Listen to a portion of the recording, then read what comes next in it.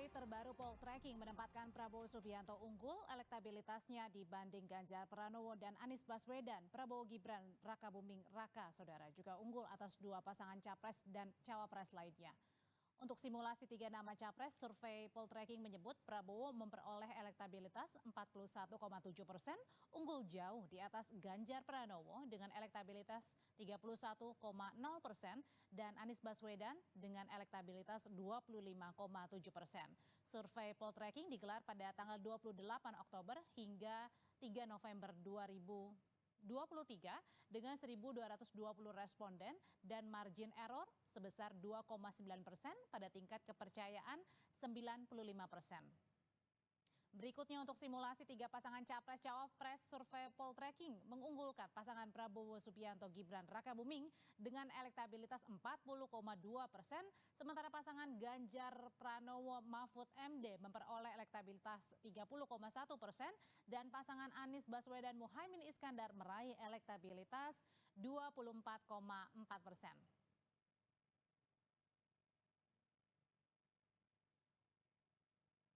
Oke, jadi sebenarnya dengan serangan-serangan yang saat ini dilakukan ini sebenarnya mempengaruhi nggak sih elektabilitas bagi pasangan Ganjar Mahfud dengan juga Prabowo dan juga Gibran, Pak Ikrar?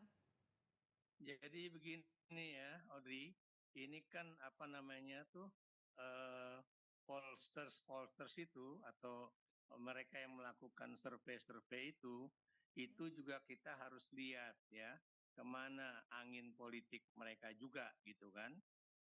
Karena kan kemarin juga hasil dari apa itu Populi Center misalnya kan itu kan tidak berbeda jauh dengan yang sekarang dari Poltreking Institute Maksudnya gitu kan. kemana arah angin itu gimana tuh, Pak Ikrar? Ke arah politik ya, arah politik ya. Jadi ini karena kan kita juga belum lihat dari SMRC bagaimana, dari indikator politik Indonesia bagaimana, kemudian dari yang lain-lain juga bagaimana ya, termasuk juga yang biasa dilakukan oleh Litbang Kompas gitu kan.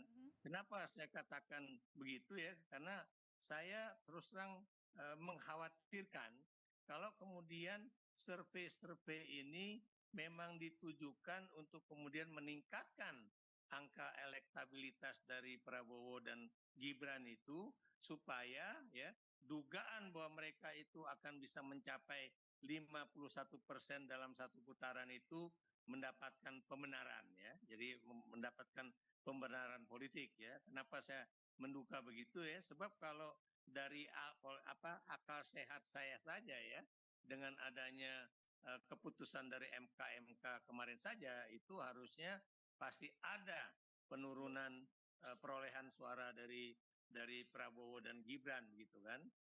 Kenapa demikian? Karena biar bagaimanapun faktor legitimasi ya dari seorang kandidat ya itu akan juga menentukan apa itu pilihan-pilihan orang juga ya, termasuk juga dari generasi milenial dan juga generasi Z. Dan Anda juga jangan lupa ya, polling ini kan cuma berasal dari 1.200 orang gitu ya, sampel.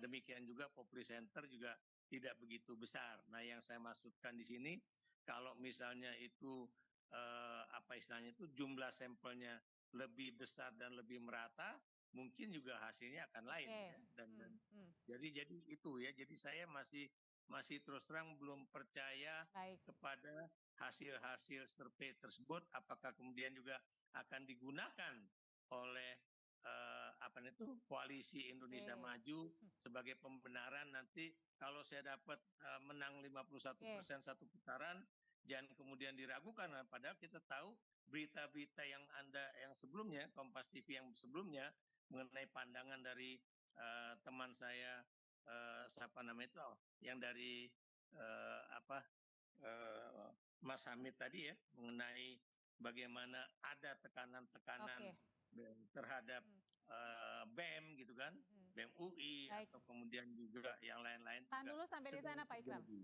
Oke, Oke. saya kembali ke Bang Putra kalau gitu.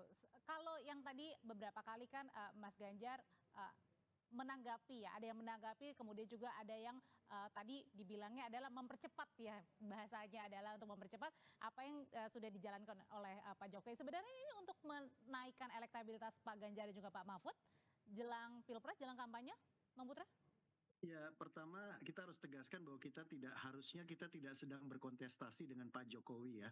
Pak Jokowi harusnya pada posisi yang netral, Pak Jokowi harusnya tetap menjalankan tugasnya sebagai kepala pemerintahan dan kepala negara. Kita berkontestasi dengan Pak Prabowo dan juga dengan Pak Anies.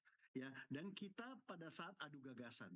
Jadi saya pikir Presiden juga tidak perlu mengajari kita tentang adu gagasan. Kita sudah paham kok tentang adu gagasan. Gagasan-gagasan Presiden itu yang nyiapin juga kita juga 2014-2019. Jadi kita juga sudah pernah bekerja sama dan lain sebagainya. Jadi ini nggak usah disampaikan lah ya, karena kita tidak berkontestasi dengan beliau. Jadi beliau juga jangan terlalu gatel gitu loh untuk ikut-ikutan cawe-cawe dan lain sebagainya. Kita ini sedang berkontestasi adu gagasan dengan Pak Prabowo dan Pak Anies. Karena kan sebenarnya Pak Jokowi juga masih kader gitu ya. PDIP loh kan? Iya nggak apa-apa, kader PDIP banyak loh Mbak. Masa semuanya ikut cawe-cawe kan, yang berkontestasi aja Mbak. Gitu ya. Jadi maksud saya kita ini adu gagasan, kan diminta adu gagasan. Kita adu gagasan tentang percepatan. Program apa aja yang mau diadu? Ya kan gagasannya. Nah, yang harusnya menjawab itu kan Pak Prabowo dan juga Pak Anies. Gitu. Silakan Pak Ganjar menyampaikan ke itu, ya pemerintah nggak usah terlalu baper lah. Gitu ya, dalam hal ini. Itu kan biasa-biasa aja. Sekarang dalam konteks ini apakah ada nilai elektoralnya atau tidak? Menurut saya Ibu Megawati selalu mengajarkan bahwa berpolitik ini bukan selalu elektoralitas atau elektabilitas. Seperti Kompas TV, bukan selalu untuk rating dan share kan. Ini ada unsur ideologinya, ada unsur pendidikan politiknya dan segala macam. Masa semuanya atas nama rating sama share? Ya enggak aja kita di sini. Tapi kan juga ada edukasinya dan lain sebagainya. Jadi kita ini lagi mendidik rakyat. Mari kita berdebat, tapi nggak usah dijawab pemerintah gitu loh. Yang jawab harusnya Pak Prabowo, Mas Gibran, Mas Anies, ya kan? Pak Muhaimin. Saya ke Mas Andoko kalau gitu sekarang, Bang Putra. Nah, Mas Andoko, apakah yang dilihatnya kalau kata Pak Presiden bilang katanya ini banyak sekali drama-drama politik, ini bagian menurut dari Projo sendiri bagian dari drama politik semuanya ini yang sedang berlangsung? Ya, mungkin karena ngelihat banyak situasi yang menunjukkan bahwa beberapa pihak menanggapi situasi ini dengan baper gitu. Sehingga kami misalnya dari Projo sebagai pendukung militan Pak Jokowi kemudian juga harus merespon berbagai isu yang kemudian menyerang Pak Jokowi dengan isu-isu yang sangat menusuk narasi-narasi yang menurut saya juga tidak pantas untuk kita arahkan kepada Presiden yang sudah dalam waktu 10 tahun terakhir dalam masa pemerintahannya ini sudah begitu besar berkontribusi dalam pembangunan di Republik ini. Kita semua, saya pikir rakyat sangat memahami itu bagaimana Pak Jokowi dengan seluruh jiwa raganya membangun Indonesia. Kemudian tentu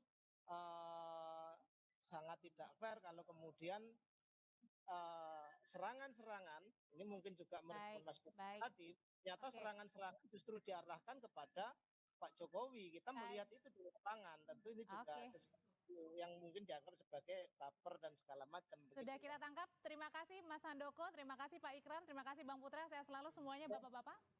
Ya, terima kasih. Usai jeda, saudara, kami kembali dengan informasi dari Israel yang melancarkan serangan